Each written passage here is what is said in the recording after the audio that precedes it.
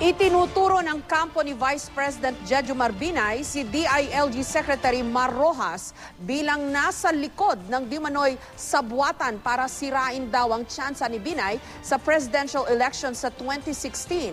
O-Plan SN16 o O-Plan Stop Nognog in 2016 daw ang tawag dito.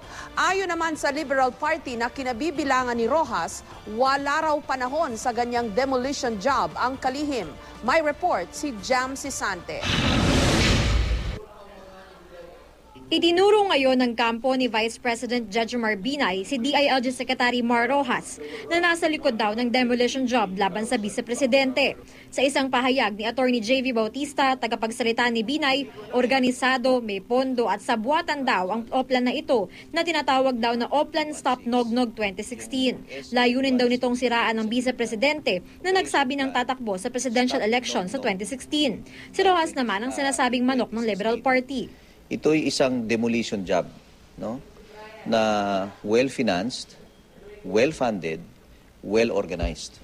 Ayon pa kay Bautista, ang lumipad na helicopter sa tinaguriang Hacienda Binay sa Rosario, Batangas noong October 2 ay pag-aari ng kilalang financier ni Rojas na si Buddy Zamora. Iniharap sa Senado ni dating Makati Vice Mayor Ernesto Mercado noong nakarang linggo ang kuha mula sa helicopter. Nagpapakita raw kung gaano kalawak ang ari-arian ni Binay na itinatago niya sa publiko sa pamamagitan ng paggamit ng mga dummy. Pero base sa Statement of Campaign Expenses o SOSE ni Rojas, walang Zamora sa listahan. Ang Buddy Zamora lumabas sa SOSE ni Pangulong Aquino noong 2010. Nagbigay daw ito ng 5 milyong piso. Sinisikap pa ng GMA News na makuha ang panig ni Zamora. Tinawagan namin ang kampo ni Rojas pero wala raw pahayag mula sa kalihim.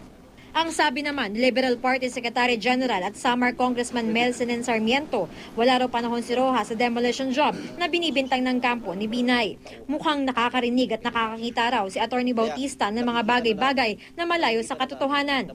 Ayon kay Congressman Edgar Arice na alyado ni Rojas, walang demolition job laban kay Binay. Ang sabi naman ni Senador Antonio Trillanes, wag daw ilihis ng kampo ni Binay ang issue at sagutin ang mga alegasyon laban sa kanila.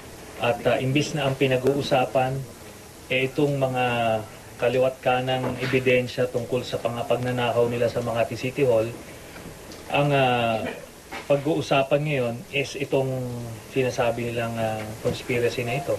Assuming without admitting na may mga nag-iimbestiga na supporter, kung may kalokohan ka, kung wala kang kalokohan, wala ka dapat ikatakot. Diba? So, masyadong maraming itinatago si Vice President Binay kaya natatakot na rin siya sa kanyang multo. Jam Sisante, GMA News.